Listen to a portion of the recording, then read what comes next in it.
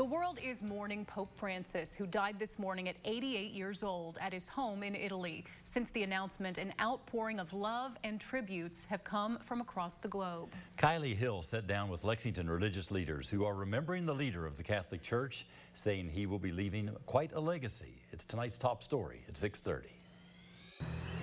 4,842 miles from Rome, people here in Lexington are feeling the weight of Pope Francis's passing. I think his legacy is multifaceted, and I think it's going to take us quite a while to, mine the treasures that he gave us over 12 years. Bishop of the Catholic Diocese of Lexington, John Stowe, says his initial reaction to the Pope's death was sadness, but says he was quickly reminded of Easter. He now shares in the joy of the risen Christ. Just yesterday, I watched him as he sat there and somebody else read his text, the traditional blessing given to the church and to the world on Easter. It was a plea for peace, but he looked so weakened, and it did strike me then that he's not going to be around for much longer. Pope Francis named Stowe bishop in 2015. Stowe met the Pope several times and describes the humbleness the Pope had, despite becoming one of the most notable people on the planet. The smile and the warmth, and on the few occasions that I've had to meet with him and could share a few words with him,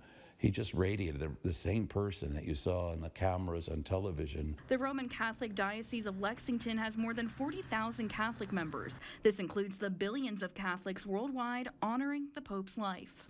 I think about the time that he stood in St. Peter's Square when it was just dreary and rainy and lonely in the midst of COVID. And I think he was able to convey that God is still with us, that we're not forgotten, and he brought people together in that way. Pope Francis was considered progressive in a number of ways, living in a two-bedroom apartment instead of the Vatican, speaking out against sexual abuse within the Catholic Church, and encouraging priests to welcome same-sex couples into their church. I think the Pope is very respected inside the church and outside the church. There are always those who agree and disagree. The Holy Father is charged with leading the church, with being a prophetic witness to the gospel, trying not to bind himself to public opinion.